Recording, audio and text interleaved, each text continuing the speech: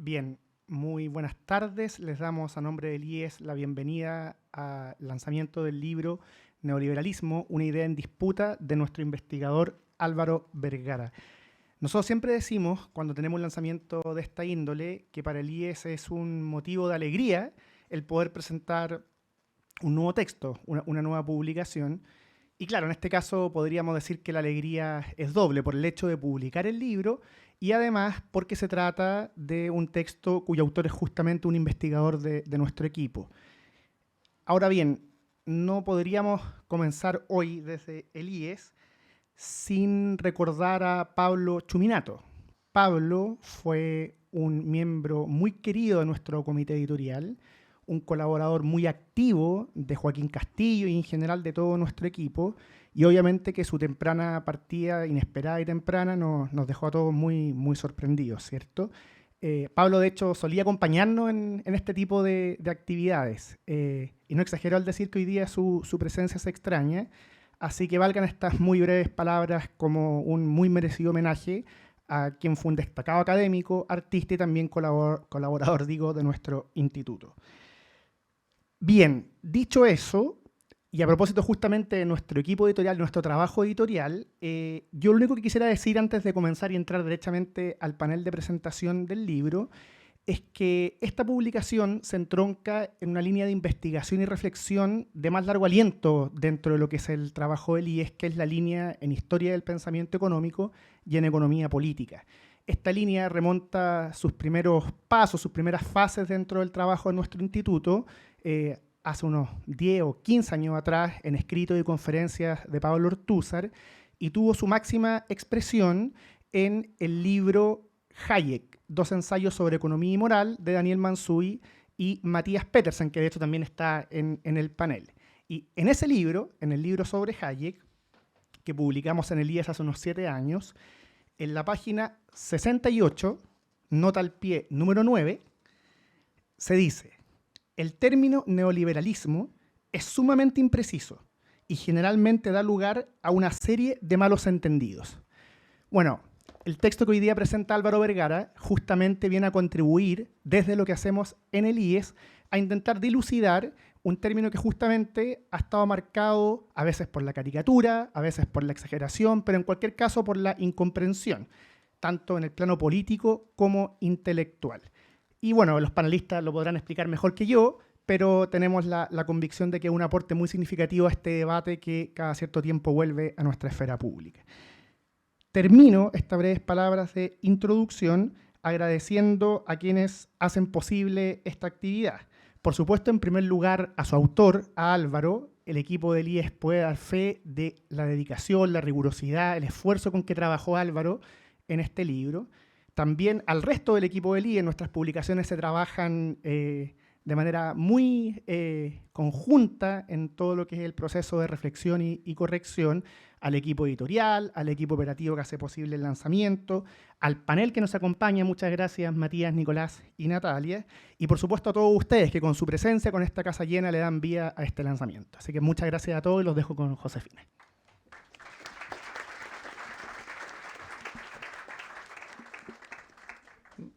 Bueno, muchas gracias a todos y todas los que están aquí hoy día.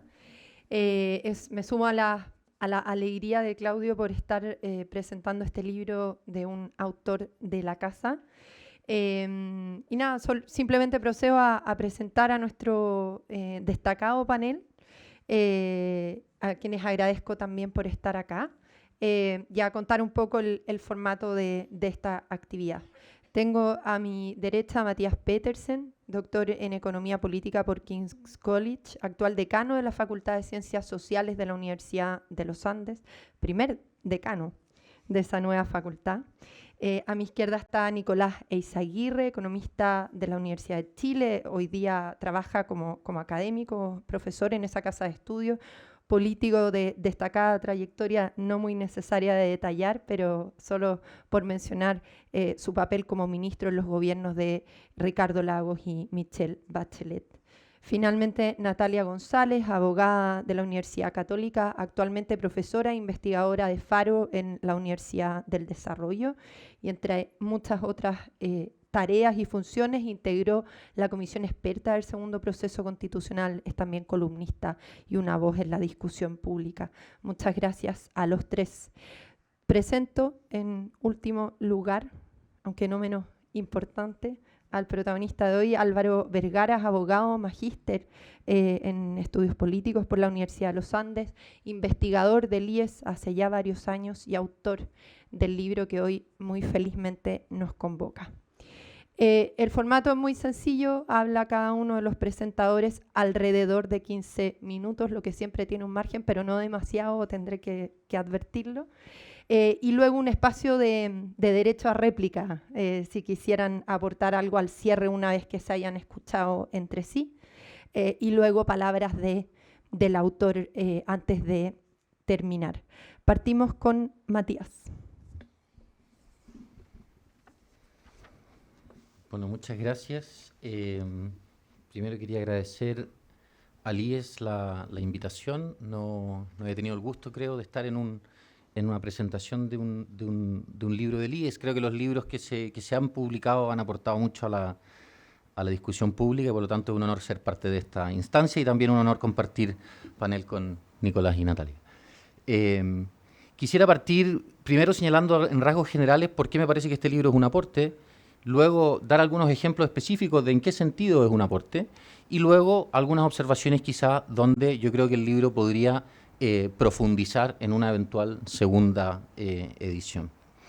Decía recién que los libros que publica el IES aportan mucho, creo yo, a la discusión pública y el libro de Álvaro Vergara no es una excepción. Primero, y como yo creo que Álvaro muestra con claridad, a mi parecer, y acudiendo a ejemplos de diversa naturaleza, la falta de claridad sobre el significado del concepto neoliberalismo es un problema significativo. Esto yo creo que se puede explicar por al menos dos razones. ¿Por qué es un problema significativo? La primera es que esta ambigüedad conceptual dificulta muy fuertemente la discusión racional en la esfera pública. No pocas veces se ha empleado el término neoliberalismo para zanjar, quizás por secretaría, digamos, discusiones que requieren muchísimos más matices. Álvaro señala que lo que se ha propuesto en el libro, y aquí lo cito, es volver a los orígenes del concepto y determinar si es posible ofrecer algunas sugerencias que ayuden a mejorar nuestro debate político. Mirado solo desde este punto de vista, es decir, del fin de contribuir a que nuestra discusión política sea más racional, el libro es un gran acierto y un gran aporte. Segundo, me parece que la segunda razón por la cual es importante detenerse en la naturaleza problemática del concepto es que si algo hemos aprendido, creo yo, de la filosofía de la ciencia de la segunda mitad del siglo XX, es que los conceptos políticos son parcialmente constitutivos de las prácticas e instituciones que describen. Quiero ilustrar esta idea con un ejemplo. Si todos nuestros conocimientos sobre la física newtoniana desaparecieran del mapa intelectual y científico de la humanidad, las leyes de la física newtoniana seguirían operando tal como operaban antes. Por el contrario, si ocurriese lo mismo con todas nuestras ideas sobre qué es la democracia y cuáles son sus condiciones de posibilidad, muy probablemente el funcionamiento de las democracias se vería gravemente afectado. Por lo mismo, si el neoliberalismo describe una visión del papel del mercado y del Estado en la vida social, la conversación pública sobre el papel de dichas instituciones se ve gravemente afectada cuando los conceptos con que nos referimos a ellas son tremendamente ambiguos. Así, entonces, comprender los usos del término neoliberalismo se vuelve un ejercicio imprescindible, no solo para intentar dotar de mayor racionalidad a la discusión pública, sino sobre todo para comprender nuestra situación actual, una situación en la que se ha narrado muchas veces la historia de lo que ha ocurrido en Chile en los últimos 20, 30 o más años, a la luz de este concepto, ¿no? El libro se estructura en 7 capítulos, pero en mi modo de leerlo, digamos, yo lo divido de esta manera, ¿no? La introducción y el capítulo 1 justifican la relevancia de un estudio como este, a lo que ya me referí. Yo creo que está más que justificado y solo desde ese ángulo me parece un aporte. Y los capítulos 2 al 4 forman, a mi juicio, el corazón del libro, presentando algo así como la historia del concepto a nivel teórico, yendo a sus raíces, y a nivel práctico, yendo a el modo en que esas ideas impactaron en la política económica de distintos países. El 5º capítulo resume el modo en que algunos pensadores de la izquierda han trabajado este concepto. El 6º entrega una interpretación más personal de Álvaro, creo yo, un intento de reivindicar el concepto de neoliberalismo o al menos del pensamiento de los autores que él mismo estudia en los capítulos anteriores, y el quinto vuelve sobre la idea del modo en que ha sido empleado el concepto en la discusión pública. Quisiera partir por el capítulo 3, que no es el que va directo a las fuentes, a los pensadores, digamos, sino el que alude al programa político del neoliberalismo y que se articula de manera muy crucial en torno al famoso coloquio Walter Lippmann en París.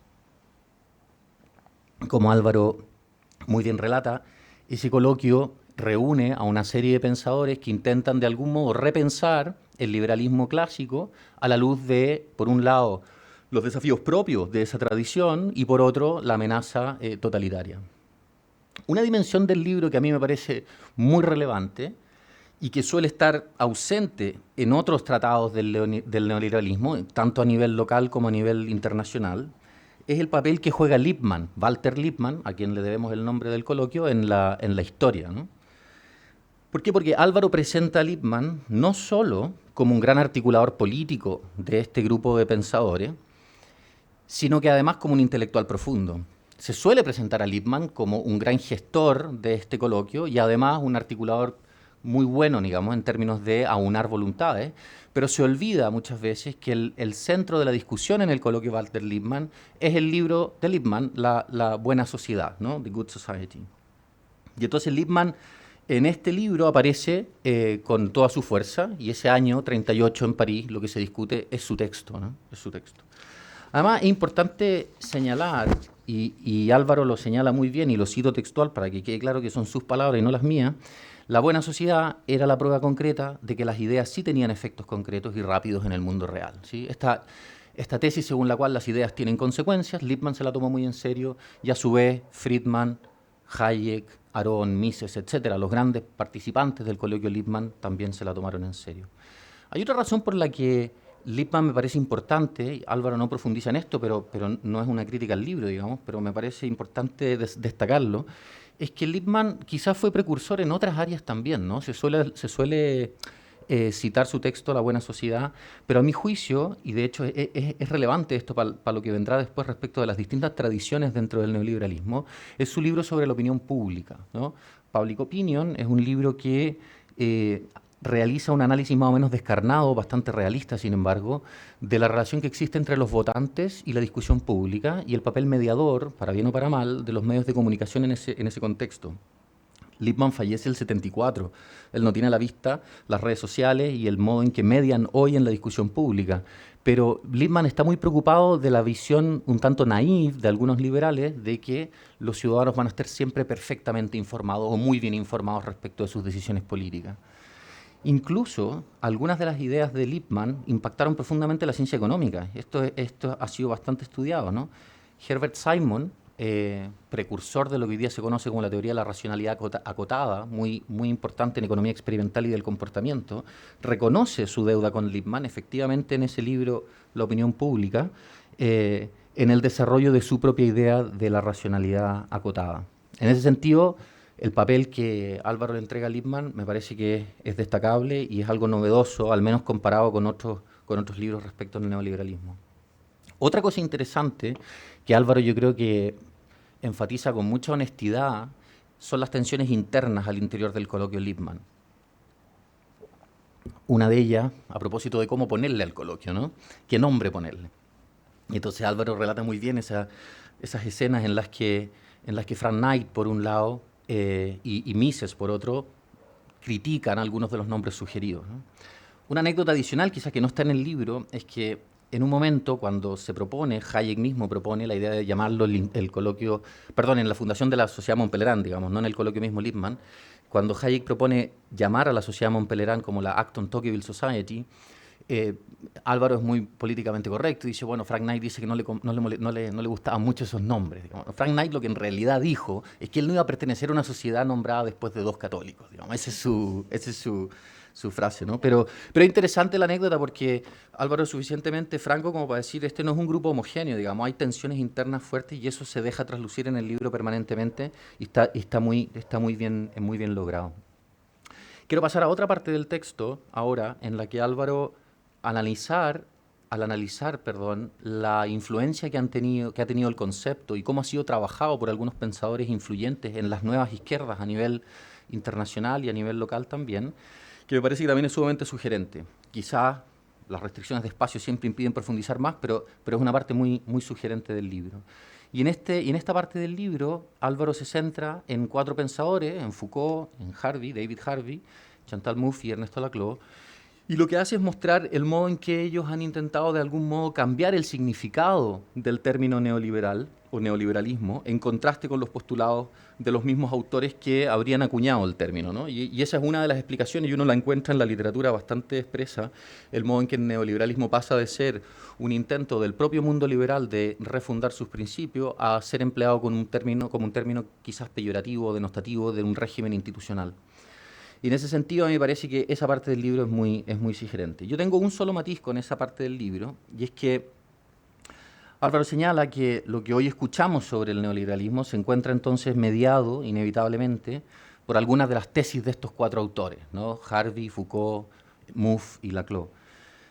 Sin prejuicio de que pueda ser muy cierto eso, yo creo que hay otros autores que pueden ser relevantes, y también sería escéptico si me dijeran que muchos participantes en la discusión chilena hayan leído incluso a esos 4 muy en serio.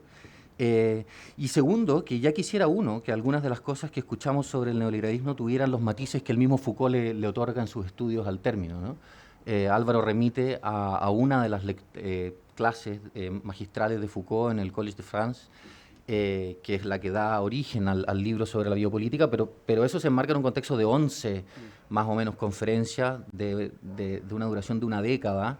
Entonces hay toda una teoría del Estado detrás, muy previa a solo el análisis de los pensadores neoliberales. Entonces me parece que hay mucho paño que cortar ahí, pero entiendo obviamente también las restricciones de espacio a veces son inevitables, ¿no?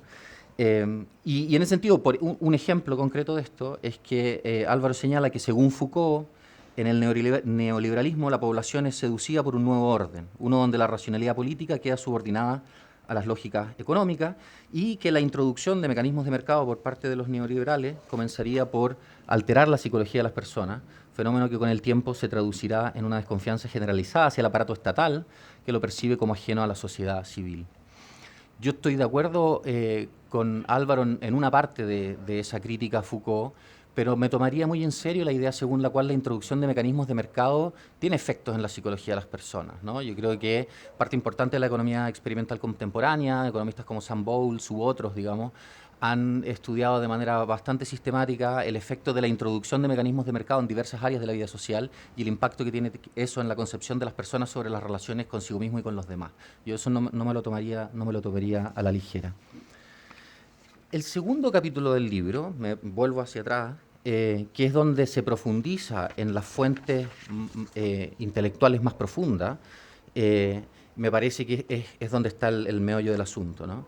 Y en ese capítulo, a mí me parece que Álvaro hace un gran trabajo de reconstrucción, no fácil, de 3 tradiciones muy importantes, ¿no? La tradición de la Escuela de Chicago, la Escuela Austriaca y la Escuela Ordo-Liberal. Álvaro intenta describir más o menos los perfiles, siendo muy franco, volviendo a la idea de no dejar de resaltar las tensiones internas de estas escuelas. Álvaro intenta describir cuáles son el pensamiento como profundo en cada una de estas tradiciones. Y aquí yo, por el cariño que le tengo a Álvaro, voy a disentir de algunas afirmaciones que yo creo que se podrían trabajar un poco más, de cara a mejorar lo que ya he dicho en varias dimensiones, es a todas luces un aporte. La primera, el primer matiz, digamos, es que, y Álvaro señala en la página 57, que el marginalismo, como tradición intelectual, eliminó conceptos económicos derivados de la física como la idea de equilibrio, ¿ya? El marginalismo suele definirse, en términos muy simples y amplios, como aquella corriente intelectual que de algún modo y en diversas partes de Europa desafía la teoría clásica o la economía política clásica, inspirada de un modo u otro en alguna noción de los precios, inspirada en el valor trabajo. Esto está presente en Smith, en Ricardo y en Marx, los grandes exponentes de la economía clásica, aunque Marx es obviamente una figura duramente crítica, digamos, pero sin prejuicio heredera, al menos de la teoría del valor de Ricardo. Y la tradición marginalista tiene como estas tres variantes, ¿no? La variante inglesa, si ustedes quieren, una variante austriaca y una variante suizo-italiana, ¿ya? Se suele citar a Jevons, Menger y Walras como los representantes de esas tradiciones. Y aquí el matiz es que el marginalismo no eliminó conceptos económicos derivados de la física. De hecho, al contrario, yo creo que el marginalismo, salvo la vertiente austriaca, que es la de Karl Menger, que es maestro de Mises, que es uno de los protagonistas del libro de Álvaro, justamente lo que hace es inspirarse en ideas de la física para iluminar la teoría económica, ¿no? El desarrollo del cálculo infinitesimal en la época permitió avances significativos en el modelamiento y la teoría de la utilidad, el modelamiento matemático en economía. Entonces a mí me parece que ahí hay una cierta imprecisión, pero entiendo que lo que Álvaro quiere decir es referido específicamente a la tradición austriaca, ¿no?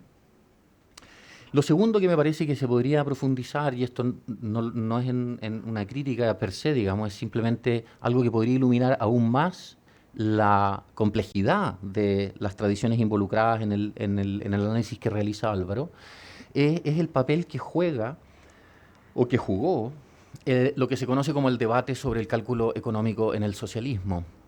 Y Álvaro expresamente señala muy bien que el primero en entrar en ese debate es Mises, ¿no? Uno de los representantes más importantes de la escuela austriaca.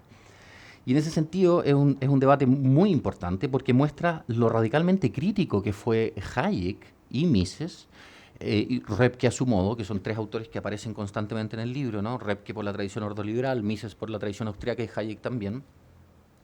Lo críticos que fueron de la gran síntesis de la teoría económica neoclásica que surge a partir del marginalismo en su corriente más matematizada, ¿no?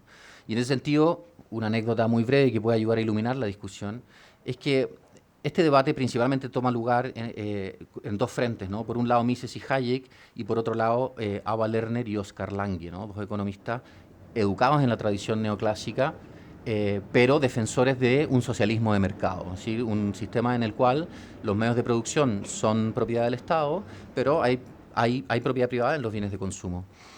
Y en un artículo muy importante en el Journal of Economic Theory de Lange, que es sobre la teoría económica del socialismo, Lange dice, el profesor Mises es, quizá le debemos mucho, dice, los socialistas, porque ha mostrado algunos problemas con nuestras propuestas iniciales de socialización de la producción, y sin prejuicio de que creemos poder responderle, digamos, pero estamos muy agradecidos de él.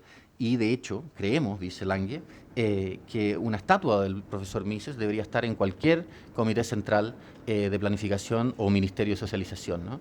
Y entonces, hay una relación un poco irónica en la correspondencia, en ese tipo de debates, pero a mí me parece que es importante mostrar la relevancia de ese debate, el debate sobre el cálculo económico en el socialismo, para comprender el modo en que la tradición austríaca de algún modo se distancia del mainstream económico de la época.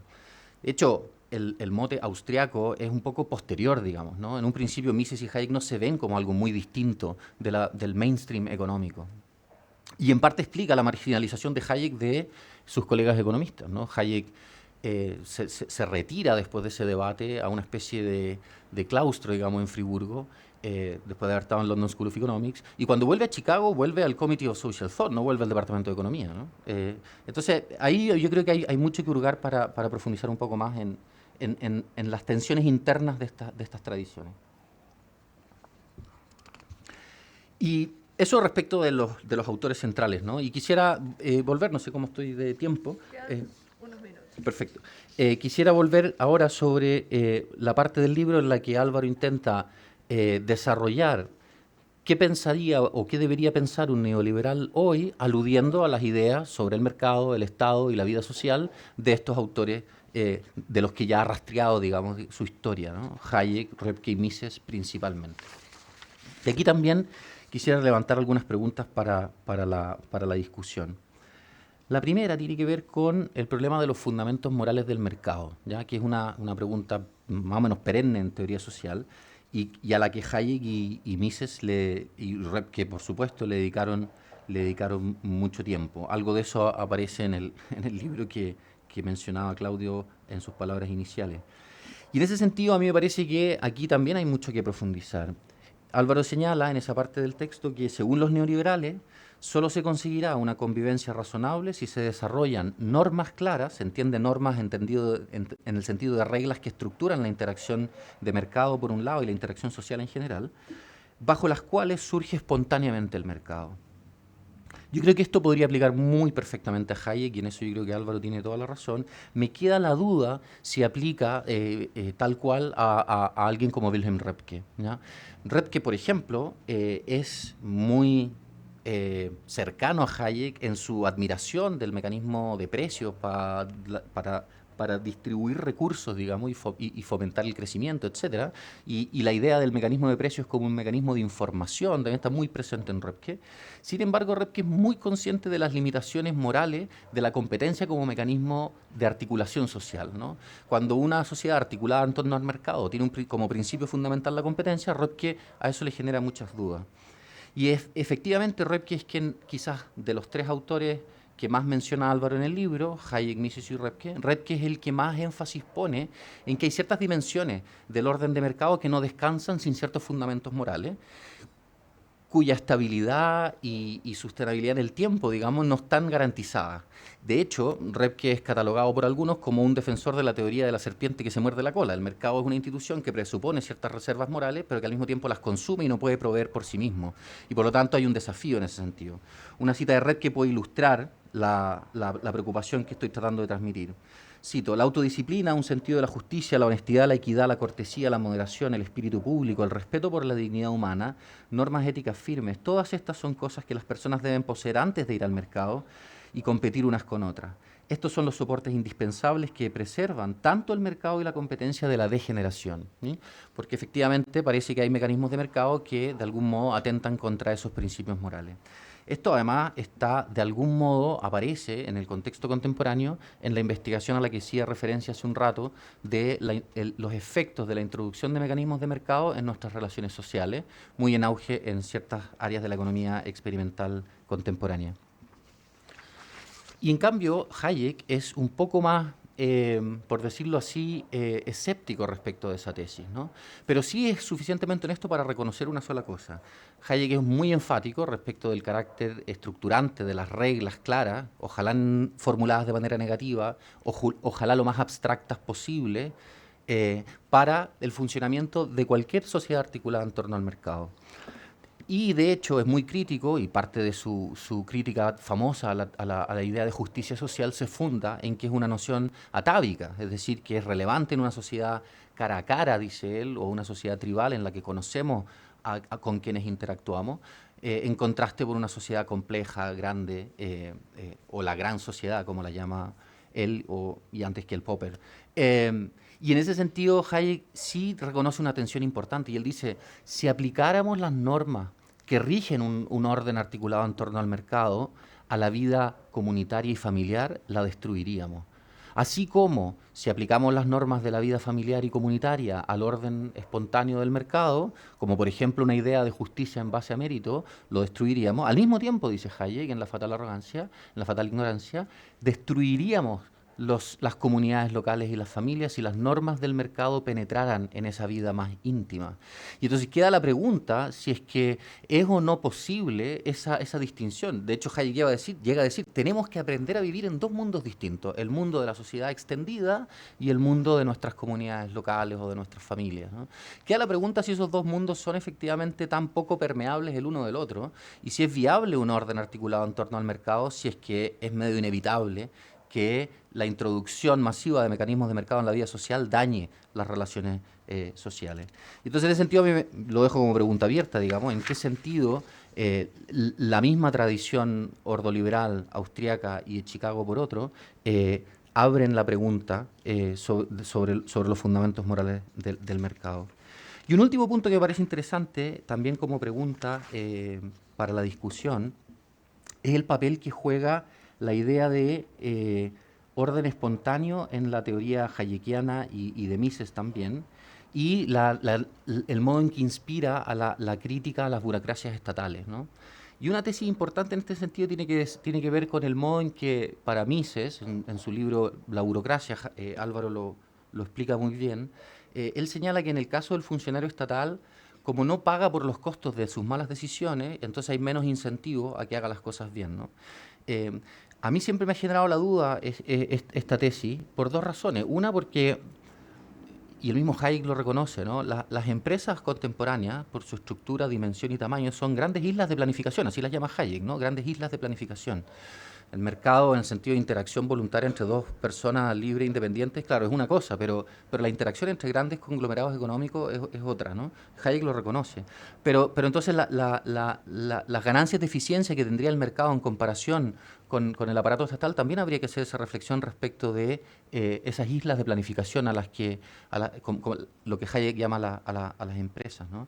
Y lo otro es que efectivamente, si bien es cierto que el feedback, por decirlo así, que genera el mercado cuando las empresas hacen las cosas mal, castigándolos con menor demanda, etcétera, también ocurre en la sede política, ¿sí? Con las votaciones, con los ciclos políticos. Evidentemente es un feedback que tiene un horizonte de tiempo más prolongado, ¿no? Y esta analogía entre los sistemas políticos y el modo en que funcionan los mercados es algo que, por ejemplo, ha sido trabajado de manera muy interesante y Álvaro lo menciona al pasar en una nota por la tradición así llamada de la nueva economía institucional, Douglas North y otros autores, ¿no? Entonces, eso creo como preguntas abiertas, pero como palabras como más de cierre de este primer approach, digamos, a mí me parece que por la naturaleza ambigua y a veces antojadiza del uso del concepto de neoliberalismo en la discusión pública, me parece que el libro de Álvaro es un gran logro. Por el intento de reconstruir tradiciones muy diversas y escarbar en los escritos de autores muy diversos, me parece que también es un gran logro, sin prejuicio de los matices que señalaba recientemente, donde se puede efectivamente trabajar mucho más. Eso, muchas gracias. Gracias.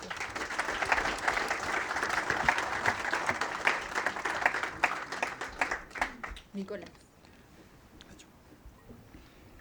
Bueno, mucho gusto, muy buenas tardes. Gracias Claudio y a Lies por esta invitación. No había venido antes acá y es un gusto conocer su sede y muchas gracias por la bienvenida. Al autor también le agradezco, Álvaro Vergara, por la oportunidad de absorber sus ideas, en particular los principios ordenadores del neoliberalismo. Como él lo señala, se esfuerza en exponer tales ideas desde sus proponentes y no de una polémica con sus críticos, que es como comúnmente discurre la discusión pública sobre el neoliberalismo. Y en ese sentido nos acerca como a su filosofía intrínseca y no a lo que trasciende el debate público.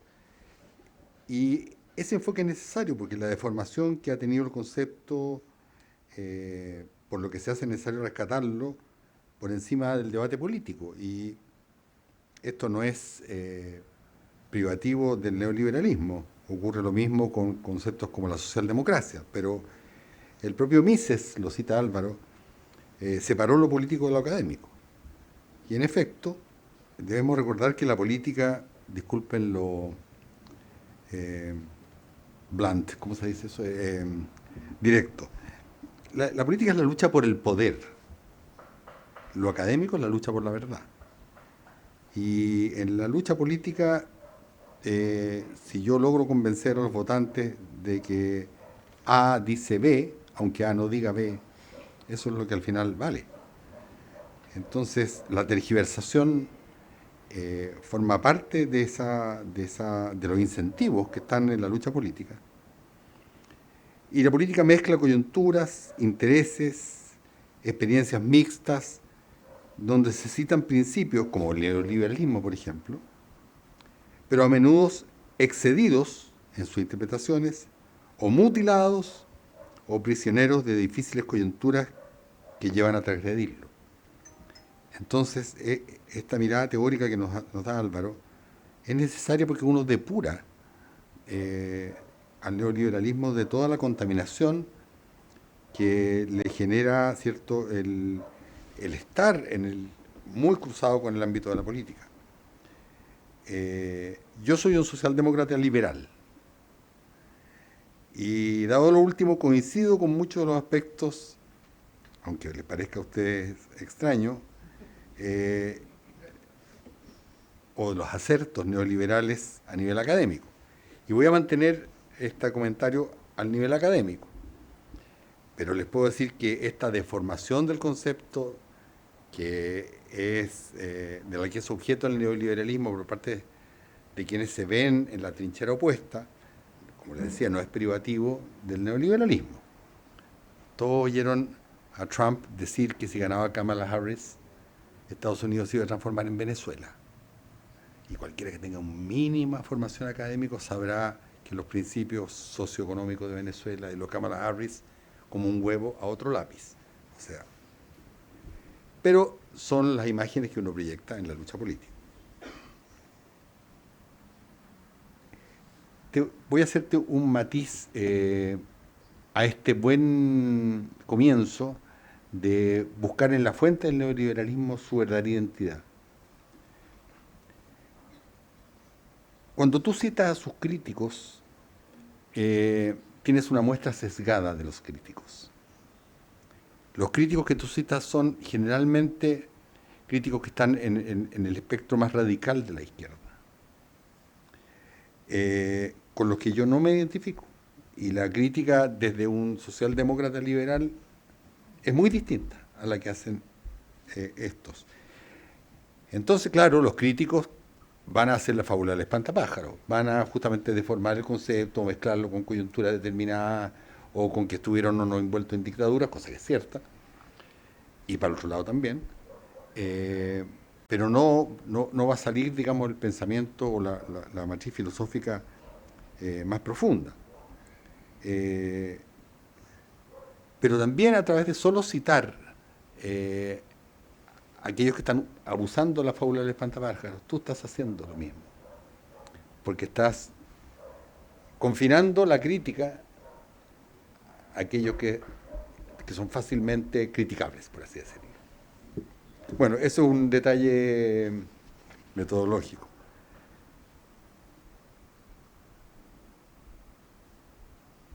Voy a ofrecer mis matices, ¿cierto?, desde donde yo me posiciono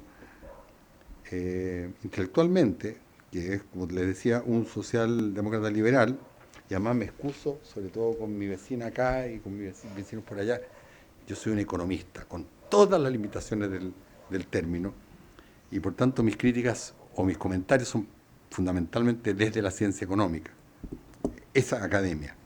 Y ciertamente que el neoliberalismo tiene aspectos filosóficos, antropológicos, sociales, y por tanto mi enfoque puede ser un poquito estrecho, pero no por eso menos importante, porque al final la implicancia económica del neoliberalismo son las que posiblemente todo el mundo conoce. Parto con mis coincidencias. Y aquí te hago un par de precisiones, Álvaro. Efectivamente, la teoría del valor trabajo es una teoría errada. Yo me dediqué a estudiarla, hasta hice papers sobre esto. Que está, como decía Matías, en Smith, en Ricardo y en Marx. En el caso de Smith y Ricardo, es porque la economía era muy poco capital abundante en esa época. Y se dedicaba, sobre todo Ricardo, a entender más el problema de la renta de la tierra. Pero conforme comienza, ¿cierto?, a capitalizarse la economía, el hecho de que el capital produce valor, que por si acaso en la teoría del valor-trabajo el capital no produce valor, por lo cual los Gosplan, que eran las planificaciones a 5 años en la Unión Soviética, tenían un problema insoluble, que era cómo asignaban el capital si el capital no tenía valor. Y obviamente, como el capital hacía más productivo un sector que otro, ¿cómo lo asigno yo? Bueno, esa teoría se llama la discusión sobre el problema de la transformación. Se descubrió, más allá de los esfuerzos de personas como John Robinson y Piero Sraffa, que definitivamente no era capaz de explicar los precios a través de la acumulación de trabajo. No. Y que el capital aporta valor, efectivamente. Por tanto, no discutamos eso, porque yo creo que eso ya es un consenso entre los economistas, que los precios se forman de otra forma. Es cierto que fue histórico y es importante que lo cite, pero no sigamos discutiendo algo que ya está superado.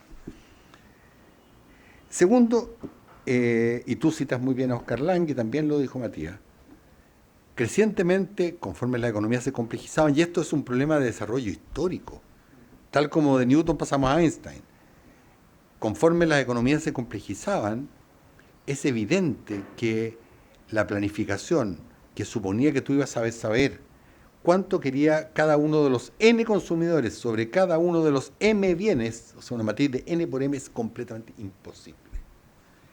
Y por tanto, todas las economías, cual más, cual menos, comenzaron a usar los mecanismos de mercado como un mecanismo de señal informativa. Era el mecanismo de lejos más barato y más eficiente para transmitirle a los productores lo que la gente quería consumir. Y ese es un tema completamente superado ya en economía. Nadie va a decir que tú no tienes que usar el mecanismo de los precios como la forma de asignación de recursos, porque la complejidad de la economía actual así lo requiere. También yo te diría, y me gustó lo que dijo Matías al respecto, que por lo menos en la tradición en la que yo estoy, insisto, socialdemócrata liberal, la necesidad de que el Estado produzca directamente es algo que ha ido quedando bastante atrás. Porque en general, cuando tú tienes monopolios, oligopolios, cosas de ese tipo, tú puedes regular. Y ahí sí, Matías, yo estoy con Álvaro, en que los problemas de gobernanza o de falta de incentivos en las empresas productivas públicas son enormes. Pero no así el diseño de las políticas públicas, los ministerios. Ahí, ¿quién lo va a hacer? ¿Quién lo va a hacer sino el Estado? Y por eso existen peso y contrapeso, y por eso existen múltiples poderes, porque de alguna forma ese es el filtro al no haber mercado para que haya accountability, como se dice, o rendición de cuentas.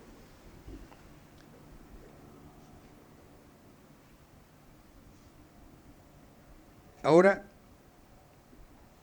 sin duda alguna que tú eres una persona que tienes una gran aprecio por el neoliberalismo, y se nota en todas las páginas, porque a ratos siento que es un poco excesivo el crédito que le das en términos del desarrollo de la modernidad.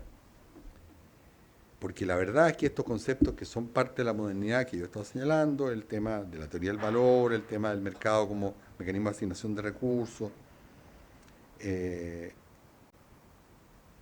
viene de una tradición bastante más completa que Hayek y Mises. O sea, yo soy economista y estudié a los economistas, y la verdad que Hayek y Mises casi no se ven. Ninguno de los otros autores en la ciencia económica se ven, porque son importantes, se ve más Friedman y a veces Baker, pero no mucho más que eso. Porque el que realmente cambió y hizo la teoría moderna del valor es Alfred Marshall, que está notablemente ausente. Y Alfred Marshall es el autor que generó la teoría de los precios moderna. ¿Y quién generó los teoremas que, quizá lo estoy aburriendo ya con todo este economicismo? ¿Por qué una economía libre de mercado con competencia te lleva al óptimo económico? Se llamaron Sir Kenneth Arrow y Sir Gerard Debré, ambos premios Nobel. Es cierto que Hayek y Mises apuntaban en el mismo sentido, pero no fueron ellos los que generaron, por lo menos en el cuerpo de la ciencia económica, hallazgo de que los mecanismos de mercado y los incentivos privados y la propiedad privada son los que hacen una diferencia cuando se trata del progreso material, el progreso económico. Además, todos los historiadores económicos modernos, desde Niall Ferguson por la derecha hasta socialdemócratas como Acemoglu y Robinson o Johnson, reconocen que fueron las instituciones liberales la caída de los poderes absolutos, con la Revolución Gloriosa, la Revolución Francesa, la independencia de Estados Unidos, el surgimiento de la democracia y la protección de los derechos de propiedad, lo que explican la prosperidad del mundo. Si vas a mirar cómo era el producto per cápita hasta antes de la Revolución Industrial, y ellos, de derecha a izquierda, han argumentado que la Revolución Industrial solo fue posible por la caída de la monarquía absoluta. Bueno, después, una segunda puntualización que te quisiera hacer, que además como estoy muy excedido en el tiempo ya. Quedan todavía Ya. 5 minutos. Dado que Matías lo tocó, esta es una lata de profesora. La teoría del utilitarismo, el marginalismo, no hace que los precios no dependan de los costos. En competencia perfecta, los precios son determinados por los costos. La demanda determina la cantidad a producir. Eso es una nota técnica porque eso no es correcto lo que afirmas tú ahí. La demanda determina la cantidad, la oferta de largo plazo es perfectamente elástica, por tanto son los costos los que determinan los precios. Bueno, una lata lo que estoy diciendo, pero dado que leí religiosamente tu libro, te lo comento. Después tú haces muchas referencias a la macroeconomía keynesiana que no me parecen enteramente justas. Porque Keynes tiene que operar en un mundo donde después de la crisis del 29, donde hay una gran recesión de características brutales que amenazan con la supervivencia del capitalismo. Y toda la teoría keynesiana de la demanda efectiva, del gasto fiscal, de la política monetaria más expansiva, se entiende en ese contexto, pero después la macroeconomía siguió desarrollándose, y las ideas primitivas de Keynes, donde tú simplemente podías hacer política de demanda agregada, obviamente que fueron cuestionadas, pero la teoría de Friedman también. La teoría de Friedman, yo enseño esas cosas en la universidad, de cómo se genera la dinámica entre inflación y desempleo, hoy día tampoco son las teorías en boga. Entonces, presentar al mundo de la macroeconomía keynesiana y neo-keynesiana como una especie de forma encubierta de meter al Estado, no me parece del todo justo. Hoy día te diría que los consensos de derecha e izquierda, por lo menos entre los académicos, más de mainstream, si tú quieres, respecto de los trade-offs, inflación, desempleo, cuánto puede hacer política monetaria, cuánto fiscal, son enormes. Ya no está esa discusión desde entonces. Bueno, ya. Me encantó el que me enseñaras la diferencia de las escuelas dentro de los neoliberales, entre otras cosas porque me sentí bastante más cercano de los ordoliberales, no sorprendentemente. Y de hecho, en Alemania la cooperación entre los socialdemócratas y los demócratas cristianos, que están en la base de los ordoliberales, ha sido histórica. Y siento que muchas de las cosas que ellos plantean dentro de los neoliberales se acercan más o menos a la forma en que nosotros vemos el mundo. Hay un punto que, bueno, desde luego los ordoliberales ya plantean que el liberalismo tiene que, como tú muy bien lo dices, tiene que renovarse, porque el liberalismo manchesteriano ya no es capaz de explicar la complejidad del siglo XX. E introducen temas como la economía de escala, que te producen competencia imperfecta, como las externalidades, que producen problemas con los derechos de propiedad, como la asimetría de información, como los mercados incompletos. No, esto es lo que se ha ido incorporando ahora, pero ya en ese entonces los ordoliberales están preocupados de los monopolios, están preocupados de los derechos sociales, están preocupados, ¿cierto?, de la complejidad del sistema financiero, y es por lo cual dicen, bueno, el liberalismo manchesteriano, el de la Gilded Age, como se llama, quedó un poquitito. Porque una pregunta que uno se tiene que hacer es por qué surgió el nazismo y el fascismo. Porque el nazismo y el fascismo fueron dos expresiones básicamente en contra del avance del comunismo. O sea, la Unión Soviética se irradiaba hacia Europa Occidental.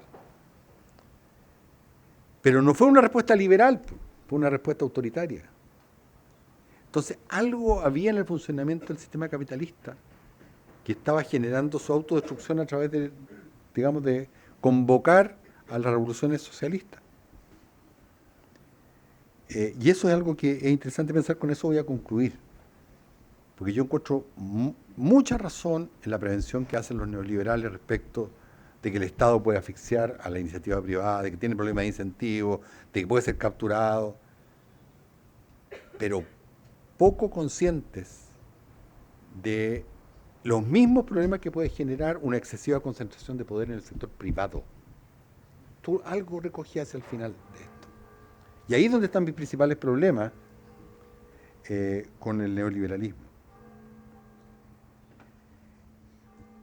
Hoy día es consenso que la competencia imperfecta, la externalidad, la asimetría de información, los mercados incompletos requiere un marco regulatorio. Por algo se financia la educación, por algo se financia la salud por parte de los estados, eso tiene que ver con mercados incompletos. Bueno, no voy a dar la lata, pero eso es algo que, digamos, el cuerpo de la ciencia económica acepta. Y claramente no era lo que pensaban ni los neoliberales ni nadie, el siglo XIX, ni menos el principio del XX, porque todas estas cosas son propias de la complejidad de la sociedad moderna. Voy a terminar haciendo una reflexión que es como mi principal problema con una cierta candidez que yo noto a ratos en el pensamiento neoliberal. Se acepta desde los, ¿cómo llamas tú?, libertarianos, que no había escuchado la palabra, pero que ahora está muy en boga, hasta los ordoliberales, dentro de la gran gama, que el Estado tiene que tener el monopolio de la fuerza. Eso uno se pregunta por qué. ¿Por qué esto es una excepción? ¿Por qué no puede determinarse por el mercado también? ¿Por qué la seguridad no puede determinarse por el mercado? ¿Por qué la seguridad externa no puede determinarse por el mercado? Bueno, porque el poder tiene economías de escala.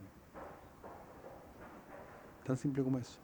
¿Por qué los romanos podían dominar a sus pueblos vecinos? Porque al ser más grandes, tener un ejército más grande, tenían una eficiencia promedio más alta. Porque no era un problema de invadir, claro. Si yo soy más invado, y fantástico, pero después tengo que retener, pues. Y tengo que ser más eficiente por kilómetro cuadrado respecto a los que yo invadí. Tengo que tener economías de escala. Tengo que ser más poderoso que la suma. O sea, yo soy 100, tengo 100 de a 1 y yo soy 100 y soy más poderoso que 100 de a 1. Esa es la base de la geopolítica. ¿Por qué creen ustedes que, contrario a todo lo que pensamos los economistas, el señor Trump está metiendo aranceles? ¿Por qué está metiendo guerra comercial? Bueno, algunos dicen porque cree que se puede traer la industria de vuelta, pero eso es el hazmerreír de todos los economistas, desde la derecha a la izquierda. Porque quiere pinchar a China, por eso, porque está en una batalla de hegemonía con China.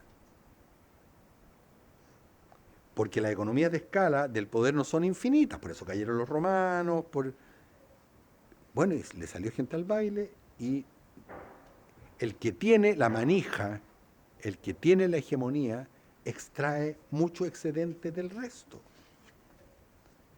Bueno, eso sucede también dentro de los países, con las plutocracias, con las aristocracias. Tienen economías de escala que les hace tener acceso a dinero para la política, lobby, extraer rentas, etcétera, etcétera. Entonces, al final la pregunta es, ¿somos los liberales los que queremos defender la libertad? Que yo estoy completamente de acuerdo, es la madre del progreso, o lo queremos defender a los incumbentes. Esa es la pregunta del millón. Porque los incumbentes van a tener economías de escala y el Estado y la sociedad más bien va a tener que tener un esfuerzo consciente por estar generando permanentemente mecanismos para que las economías de escala del poder no vuelvan a segmentar, segregar y destruir la igualdad de oportunidades. Eso. Muchas gracias. Natalia. Bueno, muchas gracias. Tengo la misión de mantenerlos atentos, siendo la última panelista en comentar. Yo, en primer lugar, quiero agradecerle al autor, a Álvaro Vergara, no solamente por la invitación, lo mismo que al Instituto de Estudios de la Sociedad, sino y por sobre todo, Álvaro, por la contribución que a mí me parece que tú haces con este libro al debate académico, al debate de las ideas y también a la conversación pública. Yo digo que el libro de Álvaro es valioso por muchas razones. La primera es porque se trata de un esfuerzo muy bien documentado. Basta ver la bibliografía sustantiva que cita Álvaro en este libro. Él recurre a las fuentes originarias, originales, y eso lo hace para significar el significante vacío de Laclau. Y me parece que eso es tremendamente valioso, Álvaro. Lo segundo es porque su trabajo tiene también por objetivo desmitificar una serie de posverdades que en nuestra realidad nacional y también internacional se han instalado en torno al neoliberalismo. Y aquí permítanme que me detenga unos segundos, y me parece que esto es bien importante, y me permite conectar el libro de Álvaro con la realidad nacional actual y de hace algunos años, incluso quizás con algunos elementos que ha tratado Nicolás.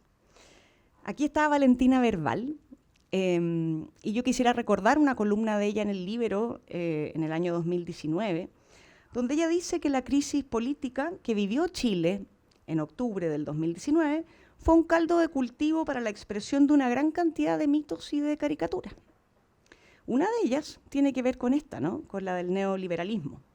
El hecho supuesto de que la derecha en Chile, dice Verbal, representada entonces por el gobierno del presidente Piñera y por Chile Vamos, habría hecho una defensa dogmática y a fardo cerrado de la libertad económica, del llamado modelo neoliberal.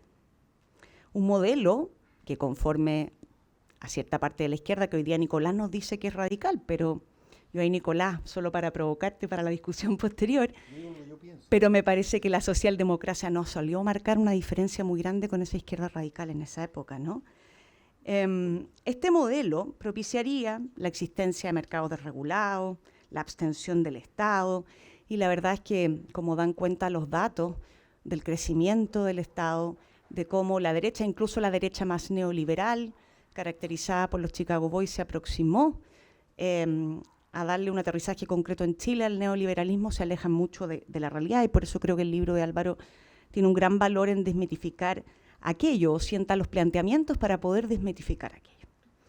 Luego me parece que una tercera razón de importancia de este libro tiene que ver con la sencillez con la que Álvaro desmenuza trabajos muy complejos y una bibliografía, como decía antes, muy sustantiva para orientar la discusión. Yo creo que esto no solamente se agradece, porque nos explica las distintas corrientes detrás, cómo estas no son homogéneas, cuestión que, por el contrario, ¿no es cierto?, cae en el simplismo, la crítica, que las agrupa en un solo todo, llevándolas incluso a designificarlas. Pero además Álvaro lo hace en términos muy claros, que son muy fáciles de comprender por cualquier persona, tanto por audiencias muy informadas, como mis contertulios aquí, como por otras que no. Y eso tiene un enorme valor para las generaciones jóvenes, actuales y por venir, que quieren informarse sobre el neoliberalismo y esta idea en disputa. El profesor Feynman decía que las cosas se aprenden si las personas logran concebirlas de una manera sencilla. Y a mí me parece que eso es lo que Álvaro intenta hacer en este libro. Si queremos enriquecer el debate actual y el de las nuevas generaciones, lo que hace Álvaro es esencial. Un cuarto valor que veo en el libro que hoy día estamos presentando es que Álvaro nos presenta el problema de la inflación de los conceptos. Inflación que hace que los conceptos se desvirtúen hasta que no entendamos qué es lo que realmente significan. En el caso del neoliberalismo, el término ha derivado en englobar un conjunto de males presentes en nuestra sociedad que a mí me parece que no le son propios ni esencial, ni natural, ni accidentalmente. Álvaro se toma entonces el trabajo de volver a significar el neoliberalismo a partir de sus fuentes originarias, pero también del contexto histórico en que este movimiento o movimientos surge, ¿no? Y ese contexto histórico en realidad es muy importante para entender cómo se posicionan, de la manera en que se posicionan, incluso el nivel quizás confrontacional con que muchos de sus autores abordan sus principales ideas en el debate público de la época. Hoy día, como bien nos recuerda Álvaro, es un lugar común afirmar que las desgracias de nuestra época son responsabilidad del sistema neoliberal. Lo vimos en Chile, ¿no? Lo vimos en el estallido social, o mal llamado estallido social. Tan poderoso sería el neoliberalismo para estos críticos que sus consecuencias serían muy amplias, dice Álvaro, tanto en el papel como en el discurso. Sus críticos dicen que Es responsable de la destrucción del medio ambiente, del aumento de la desigualdad, de la expansión de vicios como el egoísmo y la indolencia. Habría mercantilizado nuestros derechos, entregándolos a las lógicas de la competencia, interés privado y del lucro. Y sería responsable de mantener a las personas sumidas en la pobreza, privadas de libertad y convertidas en esclavos económicos del mercado. Incluso hay algunos economistas, como Ricardo French Davis, que han calificado el neoliberalismo de manera despectiva como una pandemia. Vaya, vaya, ¿no? A mí me parece que algo no calza y Álvaro es bien claro en su libro en esto. Pero a mí me parece que no calza porque si así lo hiciera estaríamos ante un dilema. Y ese dilema consistiría en que los defensores del movimiento neoliberal y del concepto en sus orígenes, que tiene mucho que ver con la libertad, estarían entonces en un escenario imposible, debieran estar preocupados entonces, porque si ese es el poder que se le asigna al neoliberalismo, entonces paradojalmente podría transformarse en un instrumento de destrucción de la libertad. Esa interpretación no es posible porque deriva en un absurdo. Sin embargo, en el debate público es la que se sostiene prácticamente a diario. Estaríamos rodeados, contagiados, enclaustrados de esta asfixiante apertura y liberalización. MUF, ¿no es cierto?, va también en esa dirección. Nos dice que termina generando un estado de catástrofe, que aumenta la pobreza, la desigualdad y la exclusión. Contexto propicio entonces para que se genere este movimiento contra el neoliberalismo.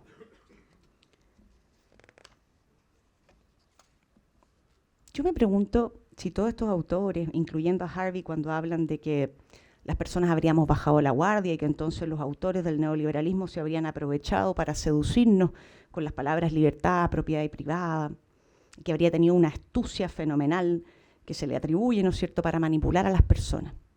Manipular, bajar la guardia, aprovecharse de...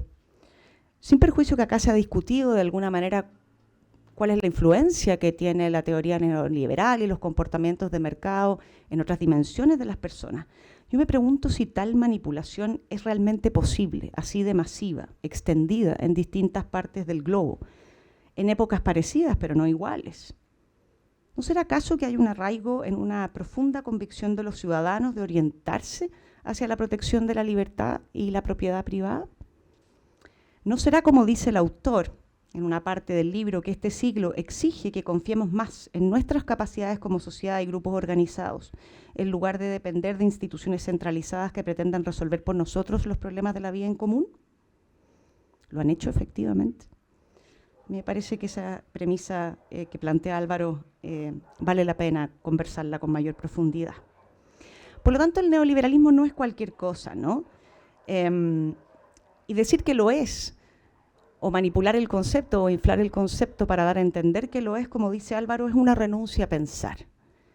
Y hemos renunciado a pensar, creo yo. Y ese es el mayor llamado de este libro y el mayor valor, que nos invita a volver a ponerle racionalidad al debate para enriquecerlo y no para seguir empobreciéndolo. La cooperación está en las raíces del pensamiento neoliberal, nos dice Álvaro. Cooperación y no egoísmo, como intentan nuevamente los detractores del neoliberalismo instalar.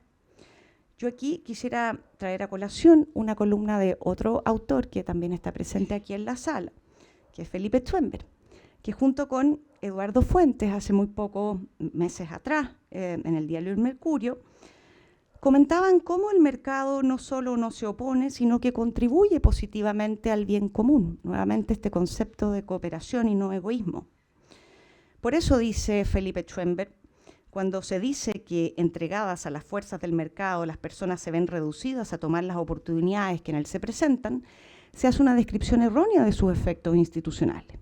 No se trata que una persona tenga como resultado del mercado apenas solo tales y cuales oportunidades. Se trata en realidad de que en virtud del sistema de cooperación en que un mercado consiste, tiene al menos esas oportunidades. En suma, entonces, el mercado contribuye al bien común, abriendo y ampliando y multiplicando las oportunidades disponibles. Y obviamente lo hace porque, y aquí voy a hacer un matiz con lo que decía Nicolás, está constituido por reglas formales de justicia, ¿no?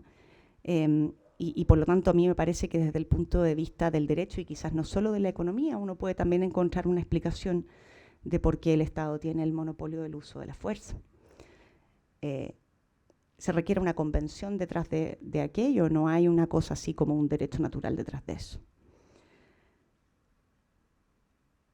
Hay gente que piensa que el neoliberalismo sostiene, de alguna manera, o niega que tengan que haber políticas redistributivas en la sociedad, o sería como antagónico a esa idea. Y la verdad es que no es lo que hace el neoliberalismo. Lo que significa, en realidad, o lo que trata de hacernos entender el neoliberalismo, es que esas políticas redistributivas no son las únicas justas o no son las únicas solidarias que existen, como bien nos explica Felipe Schwember en la misma columna que acabo de citar. El mercado no está reñido y no es incompatible con la solidaridad, dice Schwember. Entenderlo así es no entender realmente su función. Y entenderlo así socava las condiciones de la subsidiariedad. Me parece interesante lo que hace Álvaro de contextualizar el neoliberalismo, entendiendo dónde surge, ¿no es cierto? Y a propósito de qué surge. El auge de los movimientos totalitarios, de las acciones colectivistas, Mussolini, las fuerzas fascistas italianas, Hitler y los nacionalismos, los primeros signos de violencia, Stalin y la Unión Soviética. Los neoliberales entendieron que había que renovar las ideas del liberalismo clásico que habían sido de alguna manera derrotadas con estos totalitarismos, colectivismos que se estaban imponiendo en la sociedad. Y muy contrario a lo que se cree, los neoliberales justamente partieron por criticar internamente al liberalismo clásico y hicieron críticas severas, a partir del cual se dibuja entonces este nuevo movimiento. ¿Y por qué reacciona este movimiento con radicalidad? Bueno, porque la sensación de amenaza, ¿no es cierto?, derivada del auge de estos colectivismos y totalitarismos, era prácticamente total. Y luego vino la expansión del estado de bienestar, ya Nicolás se refirió un poco a eso, y ello exigió entonces que estos intelectuales hicieran un llamado a la acción en la academia, un llamado a la acción también en la esfera política. Y aquí quizás, Nicolás, yo entiendo lo que tú planteas de que la democracia es una pugna por el poder, pero no es una pugna desprovista de ideas, no es una pugna desprovista de doctrina. Por el contrario, si la desprovemos de aquello pierde todo el sentido y se transforma quizás en un medio y no en un fin, y la verdad es que yo creo que la democracia es mucho más que un medio. Por cierto que los neoliberales desconfiaban del Estado, justamente por este contexto que Álvaro plantea y que es tan importante volver a traer a colación. Pero no creían, como sí creen otras fuerzas que son posteriores, que el Estado debía ser mínimo, sino que por el contrario debía ser suficiente, ¿no? Y cumplir importantes funciones, ofrecer seguridad, entregar justicia y ayudar a quienes se encuentran en una posición desventajosa. La igualdad de oportunidades y no de resultados es la que propone el neoliberalismo, pero obviamente focalizada, ¿no? Focalizada a aquellos servicios sociales y no distorsionando los incentivos para emprender y que importa el mercado. Por aquí se dijo hace unos momentos, y Nicolás también lo trató, que esta cooperación en el fondo, que de alguna manera también plantean los ordoliberales entre mercado y Estado, tiene que ser ininterrumpida, ¿no? Y ese equilibrio tiene que ser buscado en la práctica y en atención a los distintos contextos culturales de cada país. Y yo remarco esta palabra cooperación, o sea, una cooperación entre el Estado y el mercado, y no una obstaculización, como hoy día vemos a veces en la relación entre Estado y mercado. Basta mirar la experiencia empírica que enfrentan distintos proyectos productivos, pero no solo productivos, sino que también sociales, incluso hoy día en una carta en el Mercurio que enfrenta el mundo académico, ¿no? ¿Acaso alguien se perdió la carta del investigador Pablo Aguayo y su rendición de gastos del Fondesit para con la ANID? La verdad es que, lejos de cooperación, ahí lo que hay es obstaculización. Ese no es el rol que debiera tener el Estado.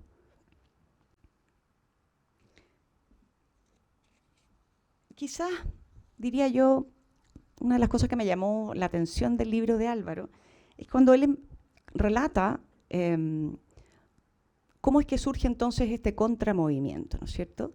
Este contramovimiento del socialismo del siglo XXI, que trata de hacer una renovación del antiguo socialismo y que entonces busca en el neoliberalismo una forma de resucitar por la vía de achacarlo como un enemigo. Y me llama la atención, y aquí me van a perdonar quizás el economicismo, pero el neoliberalismo o neoliberalismos y sus distintas corrientes se habían transformado en un actor relevante, no solo del debate público, sino que con el primer intento concreto, ¿no es cierto?, en Alemania, luego en Estados Unidos, en Inglaterra, en Chile, en que se van concretando con distintos matices las ideas de los intelectuales neoliberales, se había transformado de alguna manera, o se estaba transformando en un movimiento hegemónico, algo así como quien tiene una posición dominante, ¿no es cierto?, en el mercado, en las ideas. Y bueno, como ocurre en cualquier mercado, ¿no es cierto?, eso es un aliciente para entrar a competir. Si yo veo que hay alguien que tiene una hegemonía y que de ello está derivando ganancias, bueno, yo entro a competir, que fue un poco lo que hizo el socialismo del siglo XXI, aunque parezca una paradoja, ¿no? Y surge esta renovación y se ancla en el Foro de Sao Paulo, que entiende perfectamente que esta renovación no solamente tiene que ser intelectual, sino que cultural, política, y se toman, como dice Álvaro, todos los espacios de influencia. Y aquí hay una cosa que dice Álvaro sobre Chantal Mouffe, con la que, por supuesto, yo no comparto sus ideas, pero creo que hay algo de lo que ella dice que es cierto, que es que, sin perjuicio de esta hegemonía, la verdad es que el neoliberalismo se había transformado en algo tan instalado, de alguna manera, que se había hecho invisible, ¿ya? Cuestión que hoy día también nos llama a la acción. ¿Cuánto dábamos por sentado de las ideas del libre mercado que por invisibles no salimos tampoco ni a pregonarlas, ni a defenderlas, ni a promoverlas, ¿verdad? Y de eso también el Foro de Sao Paulo se aprovecha en la mejor lid, ¿verdad? En esta disputa por el poder, en esta disputa cultural. Y entonces a través de estos congresos, periódicos, las comunicaciones, la cultura, la educación, van instalando otra tesis que pretenden que sea la nueva hegemonía. Y lo curioso, eso sí, es que lo hacen bajo el concepto de ideas nuevas, ¿ya? Y pongo las comillas, porque la verdad es que estas ideas nuevas vuelven sobre la idea de la provisión estatal, la radicalización de la democracia de los derechos sociales, el movimiento popular o la concepción de pueblo, y a través de distintos descontentos y movimientos indígenas, feministas, ecologistas, etcétera, logran iniciar una contraofensiva respecto de este proyecto modernizador neoliberal. Pero de ideas nuevas, la verdad es que bastante poco, ¿ah? Cuando uno va al fondo de esas ideas. Esta nueva mirada que ya no se centra en lo obrero, ni en lo campesino, sino que en identidades difusas tiene harto de ideas antiguas también, ¿no? Pero tiene, por supuesto, la genialidad de anclarse en conceptos nuevos. Y hay que prestar atención a esas acciones geniales, entre comillas. Por supuesto, vuelven a generar esta pugna entre Estado y mercado, que por eso digo no tiene mucho de nuevo, ¿no? Como polos antagónicos en Latinoamérica, mientras que en Europa se estaba intentando, se prefería conciliar estos espacios en la socialdemocracia. Latinoamérica no, se le presenta como antagónico, como enemigo. Y de nuevo, trayendo la discusión hacia un plano más actual, yo lamento que esa retórica de amigo-enemigo no solo no la hayamos superado, sino que parece haber permeado las barreras clásicas de la discusión política entre derechas e izquierdas, sino que hoy día se instala adentro de esas mismas coaliciones, ¿ya? Hoy día, por ejemplo, en las derechas lo vemos bien claramente, ¿no? Muchas veces se tratan entre ellas ya ni siquiera como adversarios, sino que como enemigos, cuando en realidad, después de leer el libro de Álvaro y de ver generalmente la disputa política, uno entendería que tienen mucho más en común que lo que tienen con el adversario del frente, ¿verdad? Quien por lo demás tampoco debe ser tratado de enemigo. Yo, Álvaro, te agradezco por el libro porque creo que a mí por lo menos me deja 4 desafíos que solo voy a dejar anunciados porque no quiero adormecerlos con mis palabras. Y los desafíos son, primero, que como esta idea se tornó, como decía antes, progresivamente invisible y nadie sintió la necesidad de defenderla, bueno, yo creo que hoy día y después de lo que ha pasado en Chile, sobre todo en el contexto latinoamericano y otros, yo creo que hoy día es muy importante que salgamos a promover, a defender, a significar desde el origen, desde el contexto, qué es lo que es el neoliberalismo. En segundo lugar, yo creo que también nos cabe un rol de desmitificar. Álvaro contribuye a esto, pero no le podemos pedir a él que sea el único, ¿no? Hoy día es Chile un Estado liberal, por ejemplo, neoliberal. A lo mejor sus detractores nos dirán que sí, lo volverán a achacar a todos los males, pero la verdad es que cuando uno mira el crecimiento del Estado, la importancia que el Estado tiene en la educación, en la salud, lo que hicieron los Chicago Boys acá en Chile, yo difícilmente podría decir que ni ayer ni hoy es Chile un Estado liberal, para bien o para mal, digamos. Y luego, y finalmente, creo yo, hay 2 desafíos adicionales. Yo creo, y sobre todo los sectores que creen en ello. Y voy a hablar de la centroderecha y la derecha, y Nicolás hoy día dice la socialdemocracia también lo cree, la importancia del libre mercado, la libertad económica, en buena hora, ¿no? ¿No? Digamos, lo valoro, Nicolás, porque, como te digo, en los últimos años me pareció que eso estaba un poco desdibujado, ¿no? O por lo menos nadie de ahí salió a pregonarlo. Yo creo que hay que recuperar con fuerza la defensa del libre mercado como eje del desarrollo económico y de la vida social también. Yo creo que tenemos que dejar esta vereda de ver el mercado como un espacio de egoísmo, enajenante. Y lo digo porque el debate es bien actual. O sea, hoy día hay cartas en el diario y hay discusiones en la radio sobre el feriado del Viernes Santo, ¿no? Y la verdad es que la discusión está muy anclada en los conceptos que estoy diciendo, ¿verdad? Los que no quieren que sea feriado irrenunciable parecieran ser, ¿no es cierto?, enajenantes, promotores de un consumo salvaje, y los que quieren que lo sea parecieran aparecer en la vereda de la solidaridad, del respeto por la libertad religiosa. La ministra del Trabajo, digamos, hoy día dice que a algunos les importa más que el amor que el dinero. Entonces, no son debates que estén ajenos, ¿ya? Son debates en el día a día y tenemos que entender eso. Son debates que van más allá de la academia. Todos los días esto es parte de la discusión pública. Y por último, el desafío es, bueno, si los críticos del neoliberalismo creen que está superado, ¿no es cierto?, o creemos que en Chile ya no hay un modelo neoliberal, bueno, entonces, ¿cuál es la alternativa? ¿Ah? Yo creo que en eso la izquierda radical, como dice Nicolás, ha perdido una oportunidad, ¿no? Porque no nos ha mostrado una alternativa muy viable. ¿Cuál es la alternativa que va a mostrar el otro proyecto político? Es lo que está por verse, ¿verdad? Pero el punto es, ¿hay una alternativa? ¿Necesitamos realmente una alternativa o nos hemos convencido, quizás como dice Nicolás, que hay cosas que ya no hay que disputar? Y en buena hora, ¿no? Muchas gracias.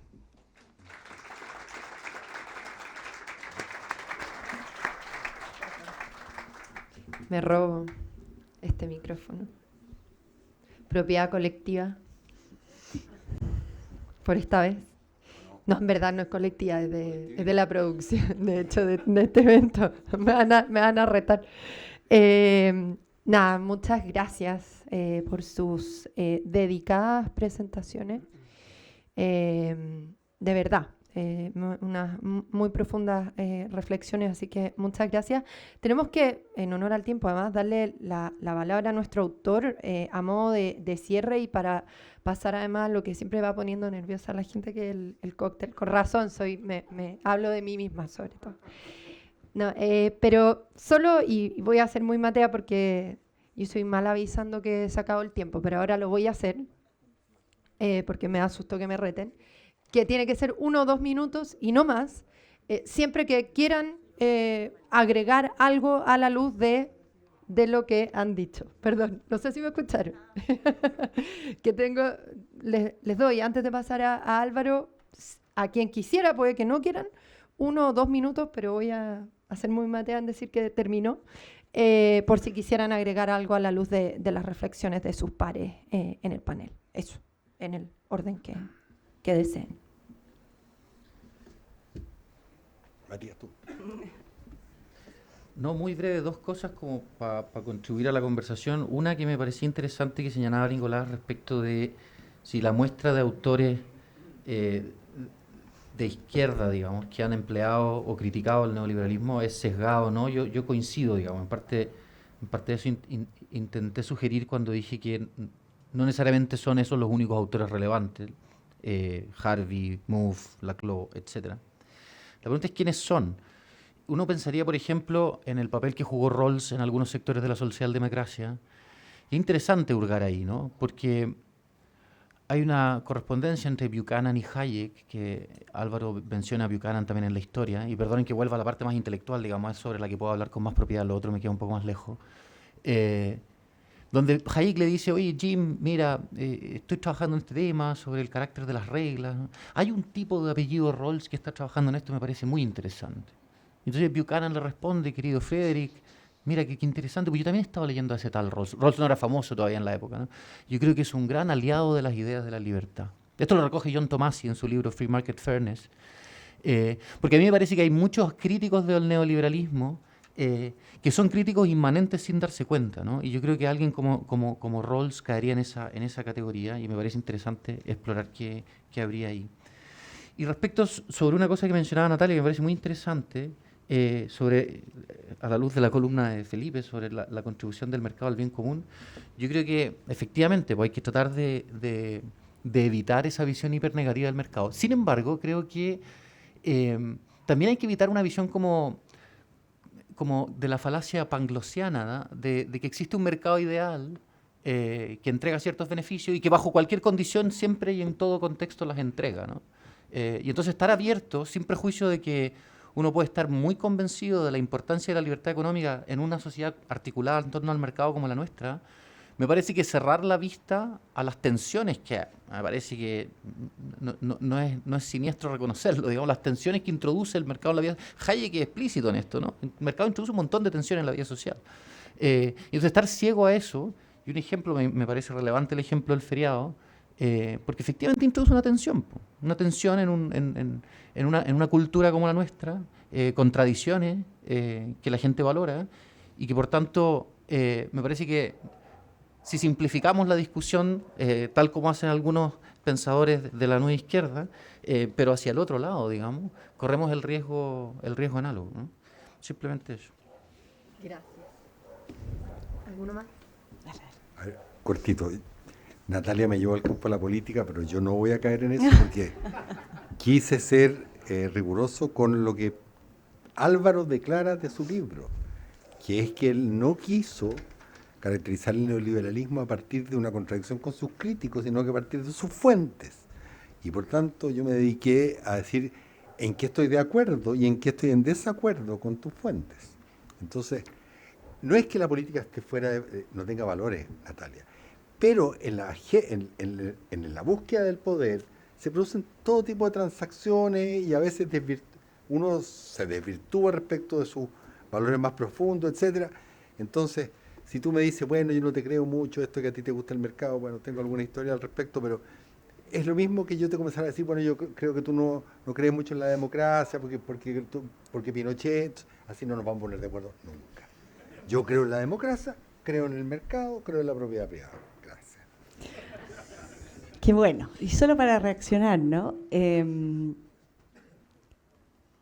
Yo creo, Nicolás, que lo que tú has hecho hoy día es muy valioso. Y me parece que en ciertos contextos habría sido aún más valioso, ¿no? Eso es todo lo que quiero decir. Y respecto de lo de Matías, por cierto, Matías, efectivamente se generan tensiones. El punto es que no caigamos en desarticular esas tensiones o en tratar de resolver esos nudos con nuevos simplismos o con nuevos, que no es lo que tú haces, por cierto, digo, en el debate, con nueva inflación del lenguaje, achacándole a uno u otro sector virtudes, cuando en realidad es un debate legítimo, ¿no? Y en países quizás con más tradiciones o más católicos como el nuestro, de hecho que son sede a lo mejor hoy día de quienes profesan la religión católica, estos debates ni siquiera se dan, ¿verdad? Ni siquiera. Entonces, ¿qué quiero decir con esto? Que lo relevante aquí es no invisibilizar esas tensiones, pero sí abordarlas con un rigor intelectual, académico, sin achacar a uno y otro sector, ¿no es cierto?, virtudes o falta de virtudes, porque entonces si no caemos en las mismas falencias que en el fondo Álvaro describe en su libro, que se ha caído con el neoliberalismo. Nuestro autor, Álvaro. Denme, yo sé que están cansados, quieren ir al cóctel, denme 5 minutos para dar las gracias y explicar por qué escribí este libro y quizás responder algunas cosas. Les prometo que voy a hacer muy rápido. En primer lugar, quiero agradecer a los expositores por su lectura, su tiempo y sus agudas presentaciones. Para mí, de verdad, es un honor que estén presentando mi primer libro, Natalia González, destacada académica del sector, a quien sigo y leo desde hace años. Nicolás Izaguirre, exministro de Hacienda, y yo creo que una de las personas que mejor conoce el Estado hoy en día.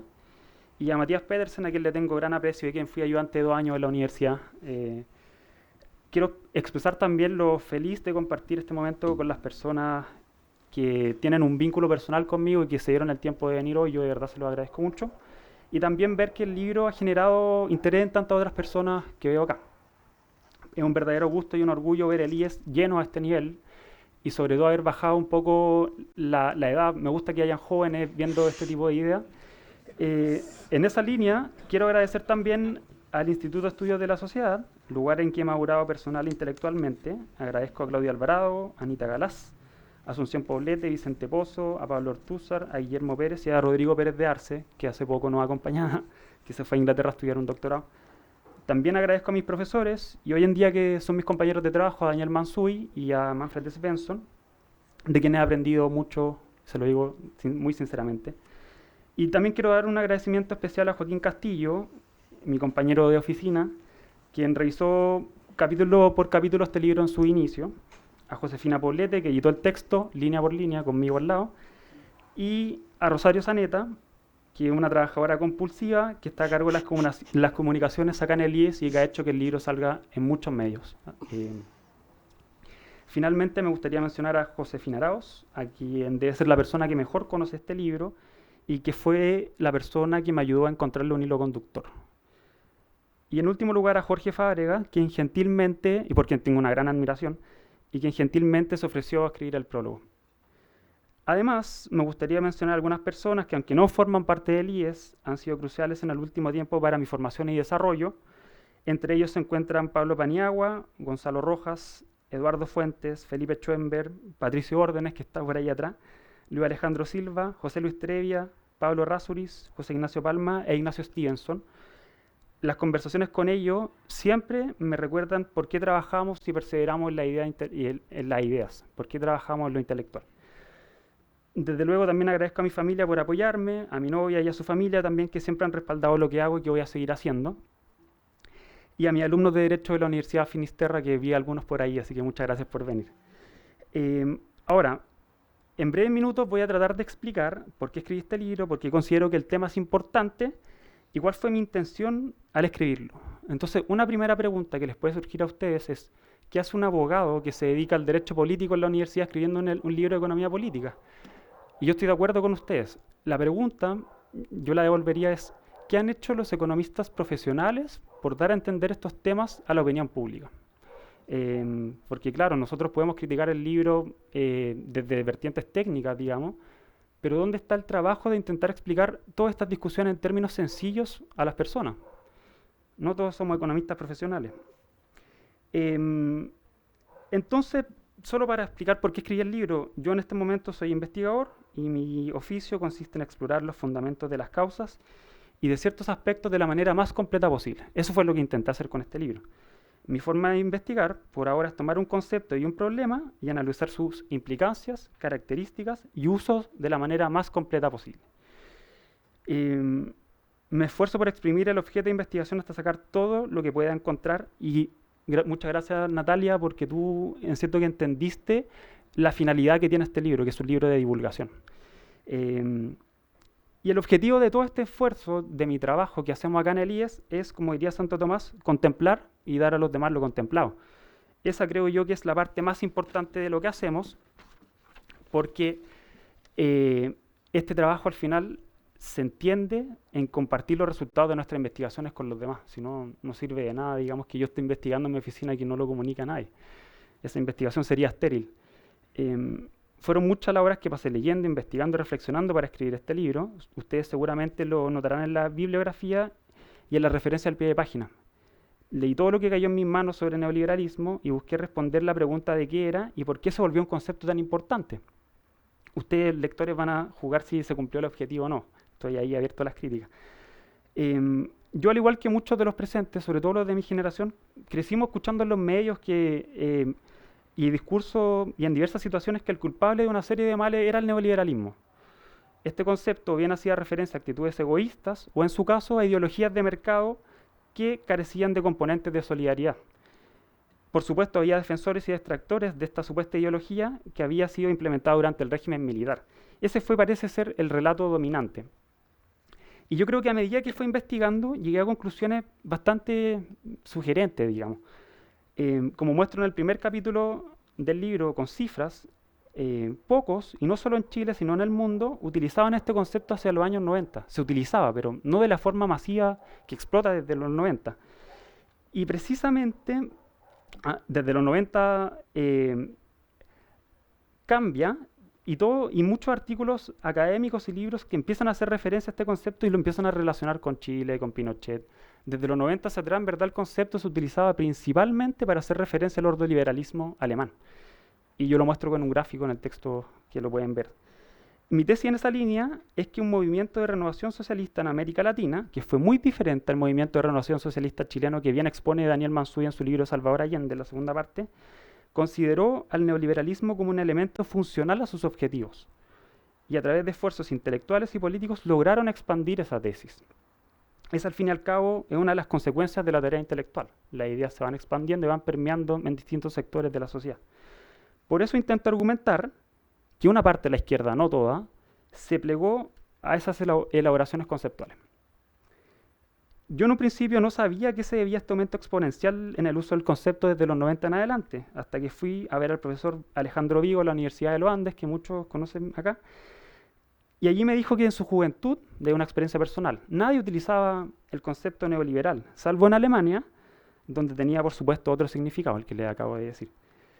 Pero luego me comentó, esto viene del socialismo del siglo XXI, usted vaya a las fuentes, a las actas, a los libros y va a encontrar respuestas. Y yo le dije, profesor, ¿esto no suena un poco conspiranoide? Y Vigo me dijo, muy en su estilo, pero si la historia es una cadena ininterrumpida de conspiraciones.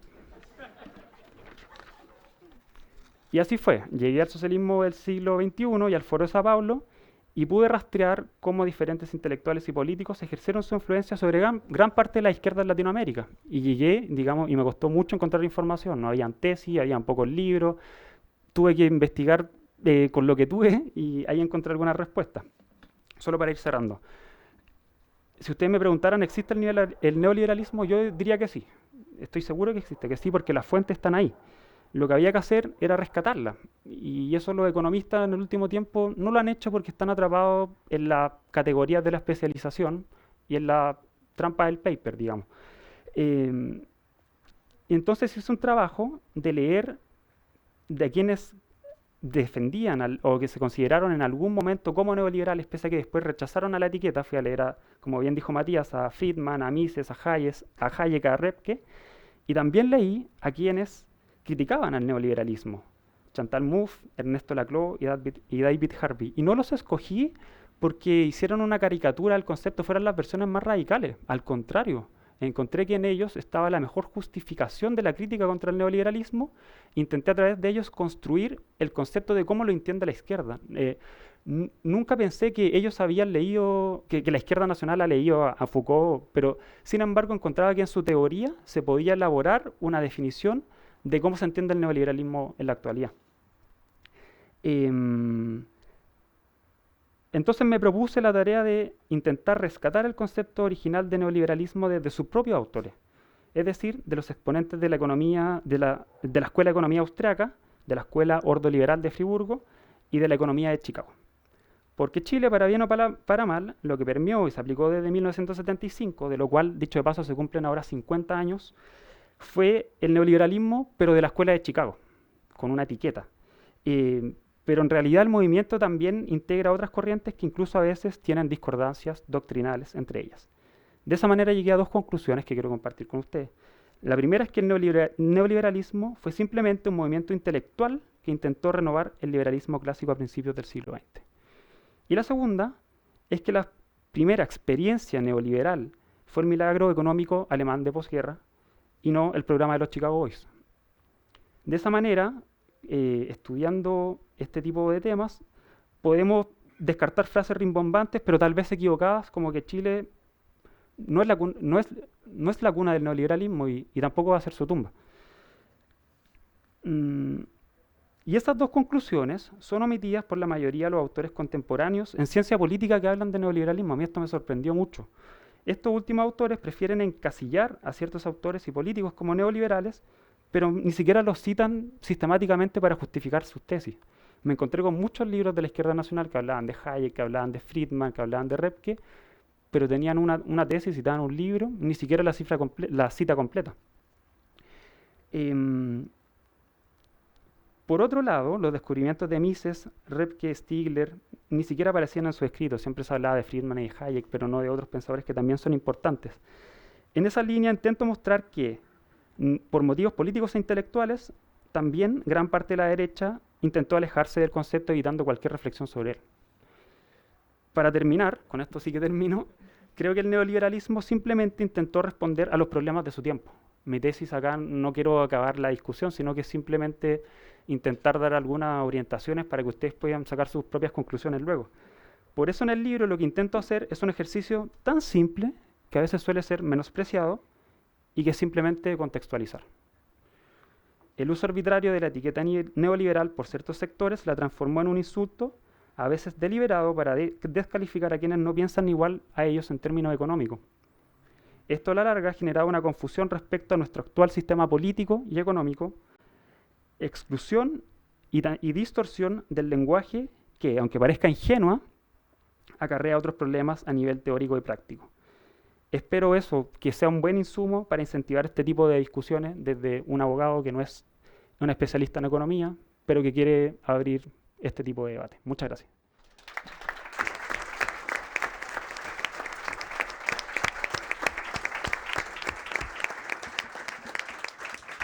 Muchas gracias, Álvaro. Gracias a nuestros presentadores, nuestra presentadora, y al público asistente, que escuchó muy atento. Antes de pasar al cóctel, unas pequeñas informaciones. Bueno, como siempre, que nos sigan en las redes sociales donde informamos de todas nuestras actividades y novedades. Recordarles que siempre están en venta acá ahora y después, siempre nuestros libros. Nos encanta que vengan a comprar nuestros libros. Nuestra revista, Punto y Coma, que no solo los conmino a comprarla, sino también a suscribirse y a apoyar un proyecto que en alguna medida se junta con la vocación de Álvaro de llevar a un público más amplio discusiones tan relevantes como esta. Y además invitarlos a nuestra próxima actividad, que es un coloquio hacia un nuevo orden internacional respecto de las tensiones geopolíticas del mundo actual. Vamos a tener un buen panel con Juan Ignacio Brito, Karina Ensperger e Ignacio Walker el 10 de abril a las 18:30 horas acá en el IES. Eso, muchas gracias.